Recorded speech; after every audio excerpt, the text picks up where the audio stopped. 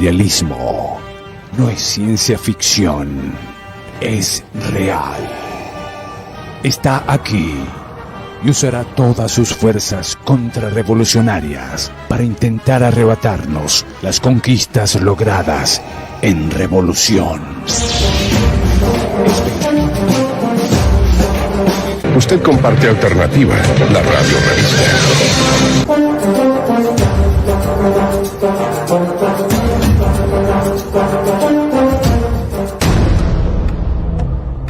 Saludos revolucionarios desde Quito, Ecuador. Un abrazo revolucionario para Geraldina Colotti, Gabriela Pereira y Roberto Pazmiño.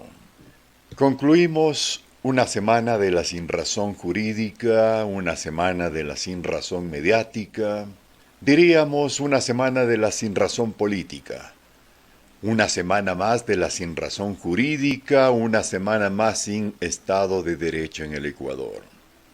No cabe duda que nuestro país vive una regresión política más descarada, instaurada no solamente por la acción de traición de un gobernante considerado en su entonces como aliado, pero que, más que aliado, fue un silente infiltrado durante todo el proceso de la Revolución Ciudadana. No cabe duda que la acción que ejercen en todos los ámbitos está orientada no solamente a descorreizar el país, sino, y fundamentalmente, a convertir a Ecuador en una colonia o simple dependencia política del Departamento de Estado de Estados Unidos. Ya ni siquiera las formas guardan en su desvergonzado empeño de destruir la patria, así como también destruir la esperanza construida durante una década de cambio de época. Hoy lo hacen de una manera descarada, vergonzante, pues tienen el poder acaparado desde la estulticia de un traidor y su empeño en pasar a la historia como el peor gobernante que registra la historia. La acción de gobierno no se caracteriza indudablemente por la acción hacia los pobres. Se caracteriza por la sumisión a un modelo impuesto por el cogobernante Fondo Monetario Internacional que somete a los pobres. Traición y sumisión pasan a ser condiciones para garantizar al establishment oligárquico y su predominio material, como también dominio cultural, para que las mayorías vivan en miseria y postergación, mientras una élite explotadora goza de la abundancia y el privilegio que le concede la bestia tenedora del poder político, Moreno, es decir, la sinrazón al poder. Durante décadas, el Fondo Monetario Internacional aplicó una despiadada política de austeridad fiscal en los países subdesarrollados y eso es lo que aplica en Ecuador sobre la base de la sumisión de la bestia. El objetivo siempre fue generar un superávit primario en las finanzas públicas para asegurar el pago de la deuda externa, aunque eso significara condenar a economías enteras al estancamiento, el desempleo y la pobreza. La ayuda, entre comillas, del Fondo Monetario siempre tuvo el efecto de prolongar la agonía económica para asegurar la servidumbre financiera de países enteros, la servidumbre en la que cae Lenín Moreno.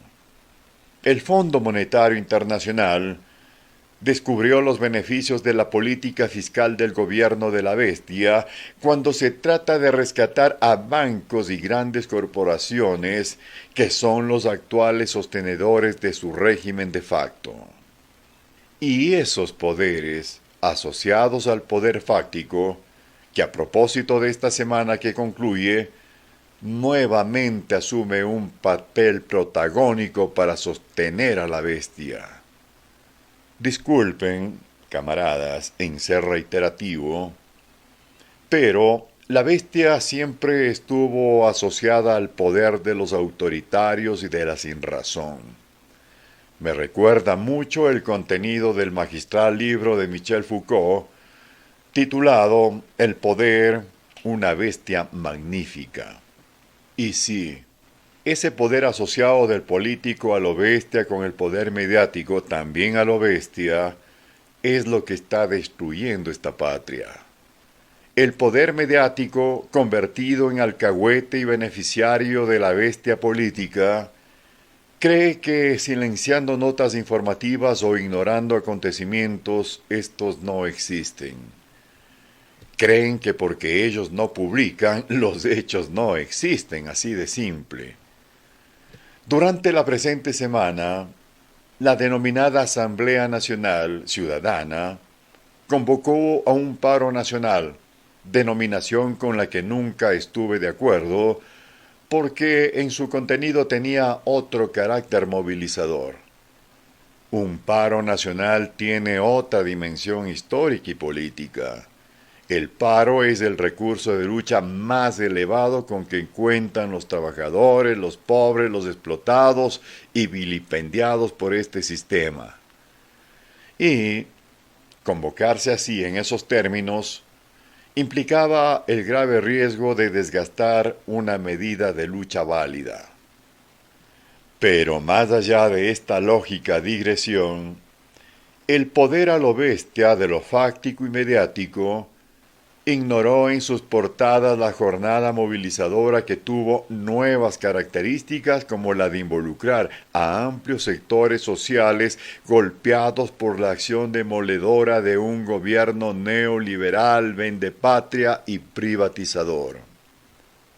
Importantes las acciones movilizadoras donde se buscó un acercamiento con sectores poblacionales que se mantienen ajenos y alejados a la problemática política y jurídica, aún siendo víctimas directas del desgobierno actual. En gran medida, se informó e involucró en la lucha a esos sectores desde las organizaciones sociales, en ciudades, carreteras y campo, adquiriendo significativa presencia de lucha.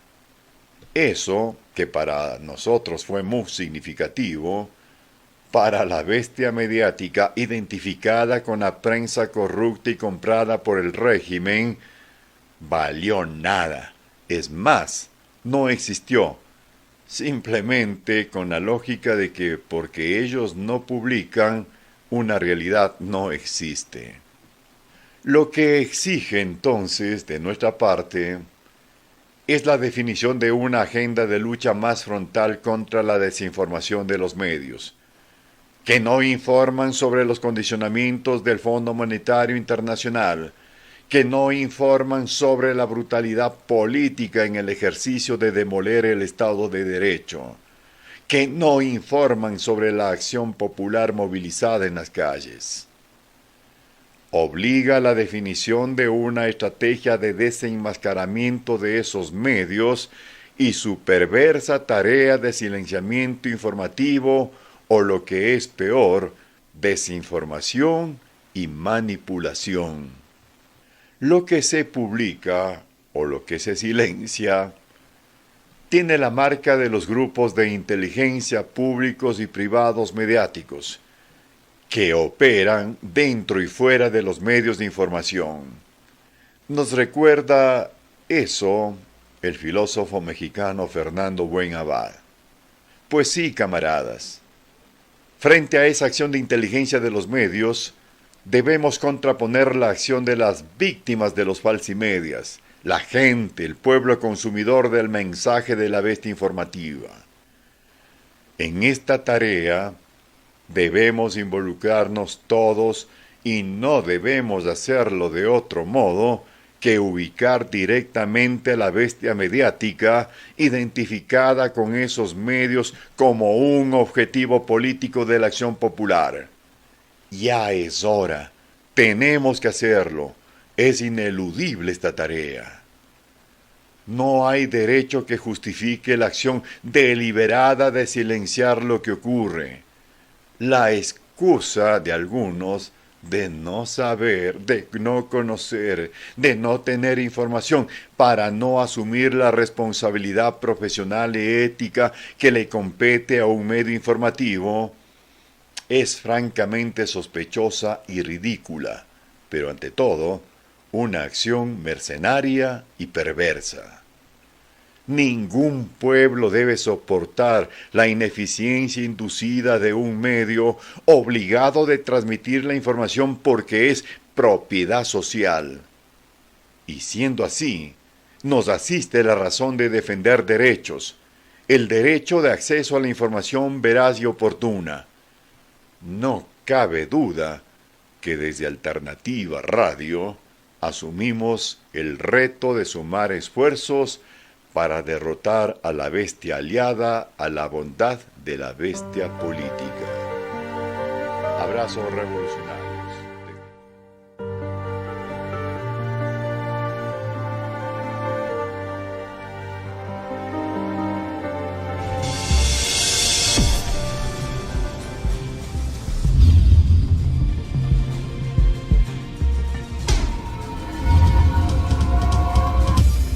Alternativa, la radio revista, un espacio para desintoxicarnos de la mal llamada prensa independiente, del poder corrupto de la desinformación. Con la conducción de Marco Pérez.